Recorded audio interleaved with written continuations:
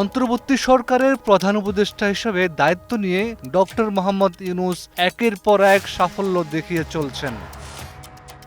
জুলাই অভ্যুত্থানের পর বিশৃঙ্খল পরিস্থিতি সত্ত্বেও দেশের স্থিতিশীলতা রক্ষা, দ্রব্যমূল্য নিয়ন্ত্রণ এবং চীন ও ভারতের সঙ্গে সফল কূটনৈতিক যোগাযোগ তাঁকে দেশের মানুষের কাছে জনপ্রিয় করে তুলছে।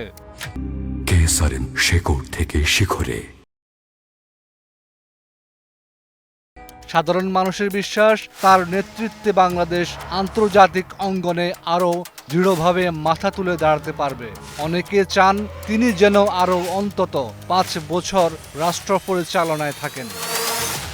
এই পটভূমিতেই অন্তর্বর্তী সরকারের মেয়াদ শেষ হলেও ডক্টর ইউনূস যেন দেশের জন্য কাজ করে যেতে পারেন, এমনটাই চান বিএনপির ভারপ্রাপ্ত চেয়ারম্যান তারেক রহমান।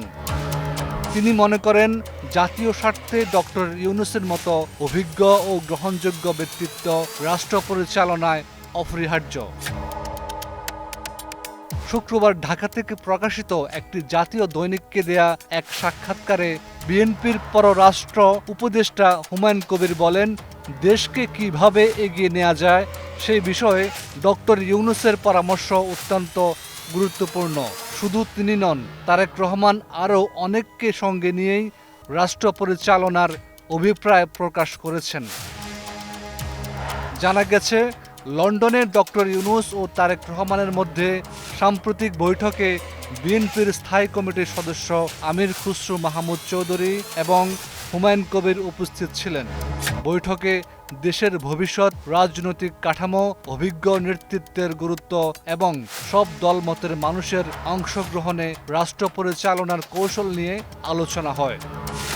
হুমায়ুন কবির বলেন, তারেক রহমান মনে করেন জাতীয় ঐক্য ও দক্ষ রাষ্ট্র পরিচালনার জন্য ডক্টর ইউনূসের মতো প্রাজ্ঞ ব্যক্তিত্বের ভূমিকা অত্যন্ত গুরুত্বপূর্ণ। তিনি নির্বাচনের পর এমন এক কাঠামো গঠনের কথা ভাবছেন যেখানে সব মতের লোকজন রাষ্ট্র পরিচালনায় যুক্ত থাকবেন। তবে আলোচনায় ডক্টর ইউনূস তাঁর অবস্থান স্পষ্ট করেছেন।